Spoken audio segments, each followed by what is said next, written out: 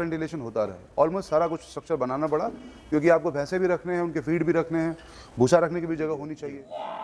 और हम लोग भूसा पानी डाल के नहीं खिलाते हैं, सूखा खिलाते मेरा सूखा खिलाते। मेरा सिस्टम ये तो किसी मंडी से खरीदारी ना करें जी, किसी भी मंडी से खरीदारी नहीं करें। नए पशुपालक पूरी बहादुरी कहूँगा, इसकी पूरी हिम्मत कहूँगा कि ये सही सलामत बच्चा दे दी और दूध भी दे रही है। दूध पे आ गई अभी फिलहाल।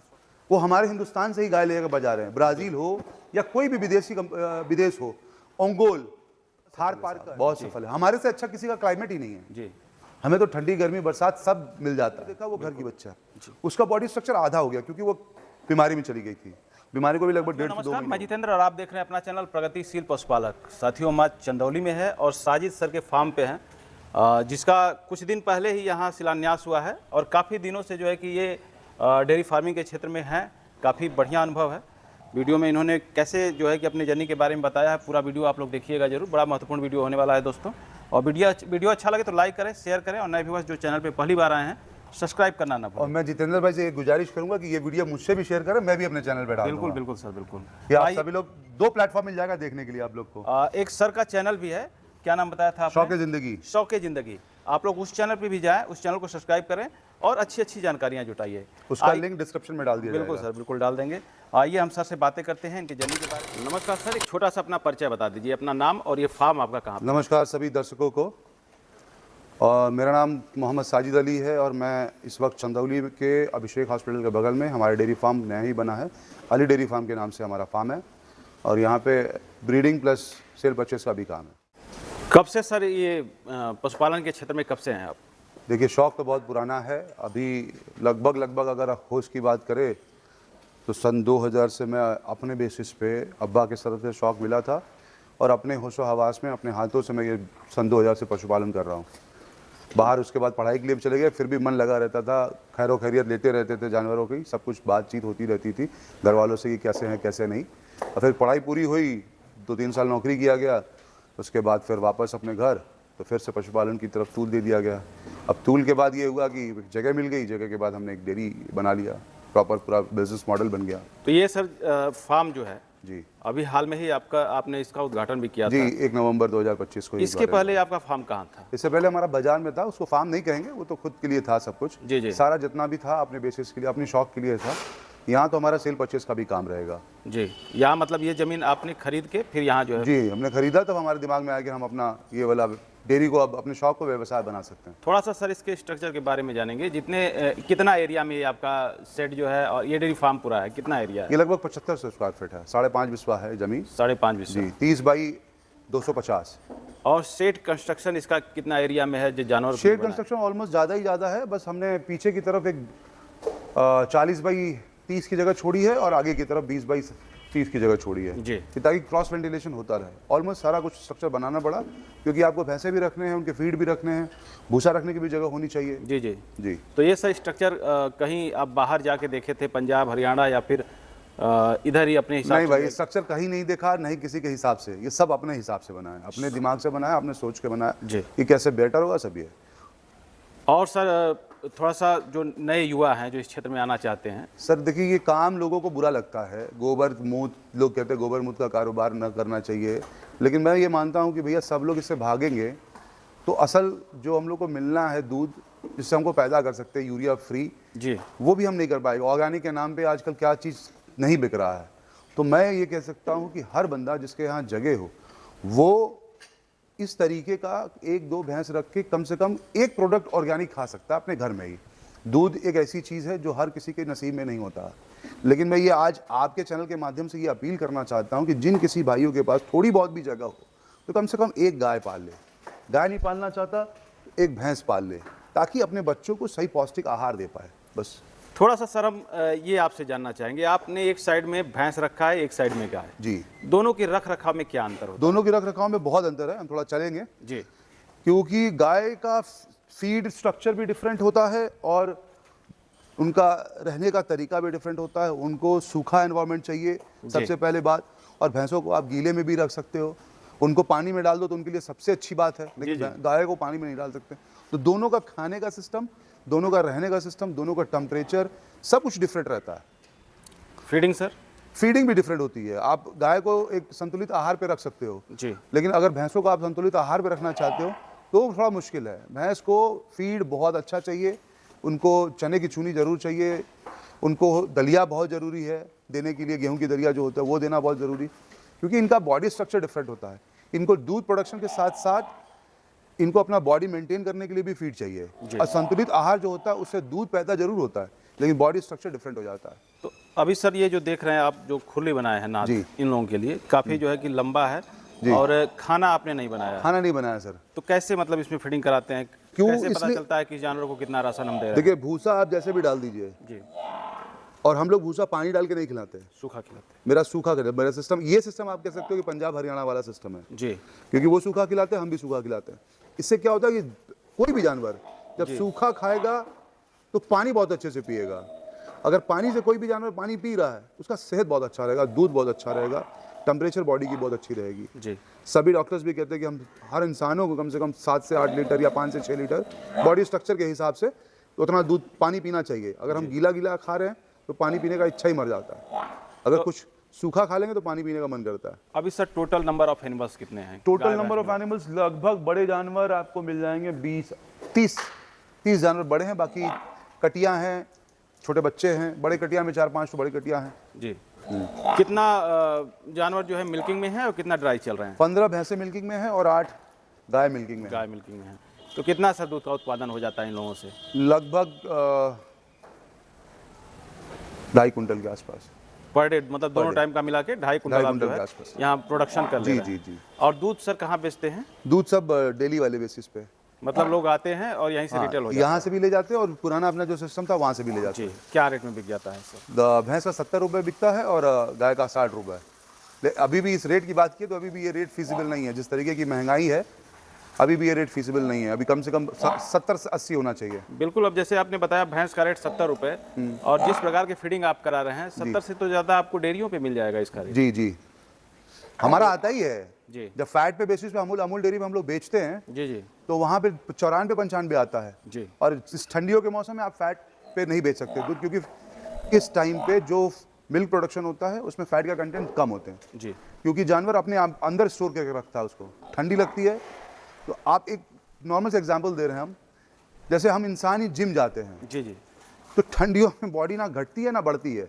मेंटेन करके रखता है। जी उस पर आप फैट बर्न नहीं कर सकते ठंडियों में ज़्यादा, क्योंकि बॉडी अपना टेम्परेचर ही डाउन नहीं करेगी। जी। वो बॉडी अपने टेम्परेचर को मेंटेन करके रखती है, तो फैट उसके लिए बहुत ज़रूरी है। तो सर जैसे जो नए लोग हैं जो इस क्षेत्र में आना चाहते हैं, कैसे आएँ, किस प्रकार से इस क्षेत्र में आए, कैसे स्टार्टिंग करें ताकि उनका जो ये काम लंबा चले? देखिए अगर आप बिल्कुल ही फ्रेश हैं तो आप 5 से ज़्यादा कोई भी पशु ना रखें। 5 पशु रखें, उनकी रख रखाव करें, उनका मिल्किंग पीरियड देखें, उनकी ड्राई पीरियड देखें, फिर आगे बढ़े, ताकि उसमें जो अप एंड डाउन है आपके वो सब सीखने को मिले। जैसे जैसे उनको अनुभव होता जाए जी, उस प्रकार उसके से बाद आप बढ़ा बढ़ाते जाइए बढ़ाते जाइए बढ़ाते गाय जाइए। या भैंस की सर खरीदारी किसी भी आप गाय की डेयरी करना चाहते हैं गाय की डेयरी करिए, भैंस की डेयरी करना चाहते हैं भैंस की करिए, लेकिन 5 से ज़्यादा से नया स्टार्ट मत करिए। जी। हाँ।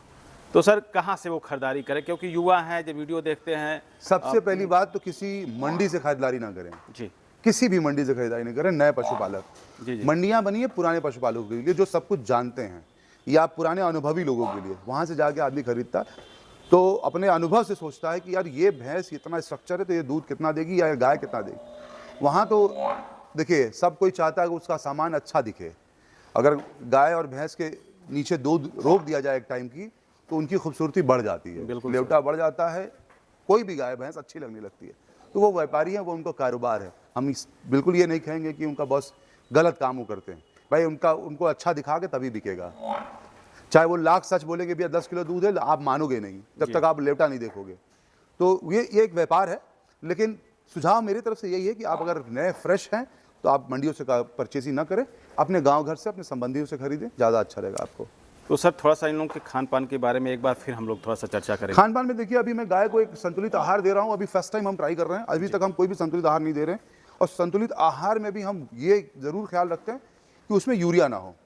वो पशु आहार बिल्कुल यूरिया फ्री हो, क्योंकि यूरिया हम बिल्कुल नहीं देना चाहते। चाहे 1 लीटर 2 लीटर दूध कम निकालेंगे लेकिन यूरिया नहीं देंगे। जी किसी प्रकार का पशु आहार नहीं मिलेगा मेरे यहाँ। जो पैलेट्स होते हैं गिट्टी टाइप के, वो तो बिल्कुल ही नहीं मिलेगा, क्योंकि वो उसमें 101% कोई कह दे कि नहीं है फिर भी मैं नहीं मानूंगा, क्योंकि उसमें होता ही होता है। हम लोग का जो पशु आहार हम कह रहे हैं संतुलित आहार, वो पाउडर के फॉर्म में है। मेस फॉर्म में है। हाँ, वो हम गायों को दे रहे हैं। भैंसों को चने की चूनी, चने का छिलका और बिनोले की खल, ये चीज़ देते हैं। ठंडियों में मेथी गुड़ पका के देते हैं और मकई भी चलाते हैं। जी, बैलेंस फीड के साथ सर और भी कुछ उसमें मिक्स करते हैं या फिर सिर्फ बैलेंस फीड ही चल रहा है? बैलेंस फीड के साथ चने का, ये गेहूं का चोकर, थोड़ा बहुत वो देते रहिए। चोकर और फीड, यही दो बस चीज़ बस चलाते हैं। बस गायों में अभी यही चल रहा है पिछले एक दिन से। इससे पहले ये भी चने की चूनी और अरहर की चूनी खाती थी, जी। लेकिन अभी मैंने सिस्टम थोड़ा बदल रहा हूँ। तो क्या सर जैसे बैलेंस फीड पे लाने पे कुछ इनका दूध इंक्रीज हुआ है या फिर अभी उतना ही? सूरज शायद आज ही, कल ही खिलाया था शाम को, तो आज ही फर्क पड़ा हुआ है। जी, दूध बढ़ा हाँ, दूध बढ़ा है। है। जी, सूरज देख, आज ही इन गायों में दूध बढ़ के आया था ना, कितना बढ़ा था? हाँ जैसे जैसे मतलब 2 दिन 4 दिन 5 दिन होगा तो फिर और हाँ, उसका असर- कम तो लगता है कि किलो 1.5 किलो बढ़ जाएंगी। थोड़ा सा हम सर आपकी गायों का परिचय कर जी। लेते हैं। कौन सी गाय कहाँ से लिए थे और कितना देखिए, ये मेरी घर की बच्चिया है जी। और मैं आपको बताऊं कि ये सूरदास है, दूध? मतलब आंखों से दिखाई दिखता नहीं नहीं है इसको आंखों से। ये वाली? ये हाँ, ये 4 महीने की थी तभी इसकी रोशनी चली गई, जी, और ये खांग भी गई थी। और जब पुराने डेयरी पे थे हम लोग तभी खांग भी गई थी, प्रेग्नेंट थी, 9 महीने की प्रेग्नेंट थी, फिर खांग गई। लेकिन इसकी मैं पूरी बहादुरी कहूँगा, इसकी पूरी हिम्मत कहूँगा कि ये सही सलामत बच्चा दे दी और दूध भी दे रही है। दूध पे आ गई, अभी फिलहाल स्वस्थ है। स्वस्थ है, बिल्कुल स्वस्थ है। और ये वाली सर ब्लैक वाली जो ये नीचे है ये बगल उसी इस खांगने का बाद कम से कम 1.5 महीने हो गए हैं। में। जी, ये तो किसी के पास थी, अभी आई है मेरे पास। ये मेरी ही गाय थी, लेकिन मैंने जगह न होने की वजह से इसको दे दिया था। जी, जी। तो अब इसको हम लोग वापस से ठीक करेंगे। बहुत अच्छी गाय है, बहुत इस, बढ़िया। इस बछिया की ब्रीड क्या है सर? बच्चे साहिवाल है भाई शाहीवाल में है जी। जैसे मेरे यहाँ कोई भी विदेशी नस्ल नहीं पाएंगे सब। बहुत से लोग सर शाहीवाल गिर खोजते हैं जी, और बहुत से व्यापारी जो हैं वो मतलब मैं उनको उधर आ जाता हूँ, आप उधर ही रहिए, मैं उधर आ जाता हूँ। दे तो देते हैं जरूर, जी, लेकिन वो समझ नहीं पाते हैं कि ये ओरिजिनल शाहीवाल है या ओरिजिनल गिर है। पहचान क्या होती है सर? साहिवाल की मैं आपको पहचान बताऊं तो पहले तो रेड कलर की होती हैं, जी, उसके बाद उनका गल कंबल होता है, उनके पास हम्प होता है जिसको डिल बोला जाता है। जी, जी, जी। और जो गल कंबल की बात कर रहा हूँ, जो आगे लिलार होती है उसकी बात करूँ, ललरी जो होती हाँ ललरी, ललरी आप मुंह से लेके उनके थन तक, जी। ललरी टूटना नहीं चाहिए। वो एक लगातार हो, वही प्योर ब्रीड है। है। जी, अगर कहीं टूट गया, नाभि के पास आके टूट गया फिर आगे से शुरू हुआ, तो वो प्योर ब्रीड नहीं है। जी। और इनका जो डिल होता है, डिल इनके आगे वाले पैर के ठीक ऊपर होता है। जी। और सर ये वाली गाय जो है आप, ये भी साहिवाल में है, ये भी शाहीवाल में ही ये है। भी साहिवाल है। तो इसको कहाँ से परचेज किए थे? ये अपने बगल में ही सही, लोकल ही है, मंझवार गांव से खरीदा था लोकल मैंने। से ही खरीदे थे। क्या मझवार गांव इसका पोजीशन कौन सा पोजीशन में? थोड़ा सा खड़ा करिए। दूसरी बेहतरीन ब्याज में है। दूसरी ब्याह में बच्चा दी है, ताजी ब्याई हुई है। नहीं नहीं, ताजी नहीं, अभी बाकड़ी हो चुकी है, ड्राई हो चुकी है, जी। तीसरे में ब्याएगी। कितना दूध करती है सर जब ये बच्चा देती है? तो बैठने दीजिए। अभी एक 7-8 लीटर दूध है। मतलब 7-8 किलो टाइम पे दूध कर हाँ, देती है। 8 इस बार उम्मीद है कि 9 किलो दूध देगी। ये सर, ये दूसरी बार ब्याएगी, फर्स्ट टाइमर थी पहले जब हम ले आए थे, ये भगतुआ से ले आए थे। अच्छा ये भगतुआ से लाए थे। जी, तो अभी आपके यहाँ मतलब सेकंड ब्याह दूसरी में बार ब्याएगी। बच्चा देने वाली जी। है। और ये सर? ये हम लाए थे राजा तालाब से, जी, दूसरी बार में लाए थे, ये तीसरी बार बच्चा दिया इसने। मतलब अभी ताजी बच्चा दिया। ताजी ब्याई कितना है। दूध कर रही है सर? ये इसमें 7 से 8 लीटर दूध है। अब जैसे आप देसी गाय से भी 7-8 लीटर टाइम पे दूध निकाल रहे हैं, जी। लोग एचएफ की तरफ जाते हैं, जर्सी की तरफ जाते हैं, क्या कहेंगे उन लोगों को? मत जाइए सर, जी, कम से कम पानी पी लीजिए, लेकिन सफ़ेद पानी मत पीजिए। जर्सी और एचएफ का सफ़ेद पानी मैं तो कहता हूँ, जी। वो दूध नहीं है उसमें। अगर आप समझते हो, दर्शक समझते हो A2 और A1 मिल्क, बिल्कुल। तो A2 मिल्क हमारे इंडिया में पाया जाता है। इसी दूध को पाने के लिए ब्राज़ील वाले हमारा गिर गाय लेके गए थे। आज दुनिया में जो डंका बजा रहे हैं लोग दूध का ना, वो हमारे हिंदुस्तान से ही गाय लेकर बजा रहे हैं। ब्राज़ील हो या कोई भी विदेश हो, ओंगोल, थार पारकर, ये सब बाहर जाके देखिए उन गायों का। उनका आप ओंगोल देख लीजिए, ब्राज़ील में डिस्प्ले भी लगा, उधर व्हाइट कलर की गाय होती हैं, जी, जी। क्या खूबसूरत गाय थी। वो हमारे हिंदुस्तान से उठा के ले गए हैं ब्रीड। आज ब्राज़ीलियन गिर की कितना डिमांड है, लोग कहते हैं क्रॉस गिरलैंडो लगाना है, सब हमने दिया है, वो तोहफे के रूप में दिए थे।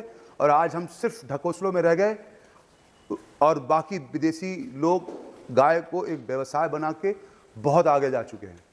और थोड़ा सा इस पे आएंगे सर, ये ब्लैक वाली ये जो है। ब्लैक कपिला बोल सकते हैं इसको हम लोग। जी, जी, बिल्कुल। ये साहिवाल में ही है।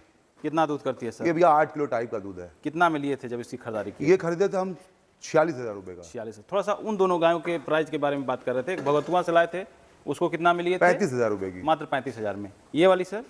नहीं सॉरी, भूल गया मैं, 55,000 रुपए की लिया था। वो 55 की थी। जी। और ये वाली? ये 35,000 की लिया। ये क्या नस्ल है इसका? ये गिर नस्ल है, थोड़ी सी क्रॉस में है, अभी- प्योर अभी- ब्रीड नहीं है जी। लेकिन गिर आप क्रॉस कह सकते हैं 80% गिर लेकिन है। अगर इस समय जिस पोजीशन में है, अगर खरीदा जाए तो 35,000 में नहीं मिलेगी। नहीं मिलेगी भाई। हो सकता है उस समय जिस पोजीशन में मैं लाया था उसकी आधी थी। जी वही कह रहे हैं, तभी आप 35,000 में जी। पा गए।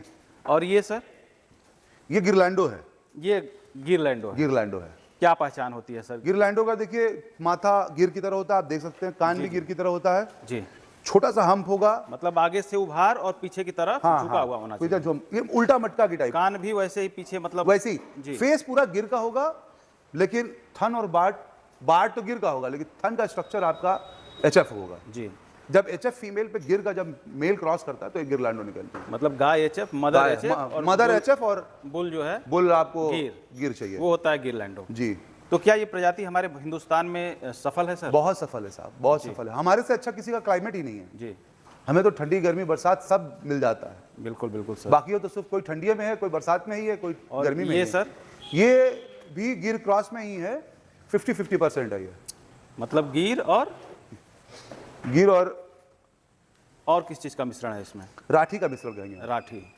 आज हम जो भी गाय देख रहे हैं काफी शानदार शानदार है। या ये बलूच भी- बोल सकते हैं। ये भी काफी उम्दा किस्म बहुत की गाय है आपकी। ये तो घर की बढ़िया है, बछिया है। जी और ये इसका नाम लाली है। जी इसको प्यार से, इसके बगल से हम लोग गुजर जाएंगे तो ये एक बार सींग मारती है। जी। वो मारती ऐसा है कि ये तुम जा कहाँ रहे हो, मुझे दुलार करके जाओ।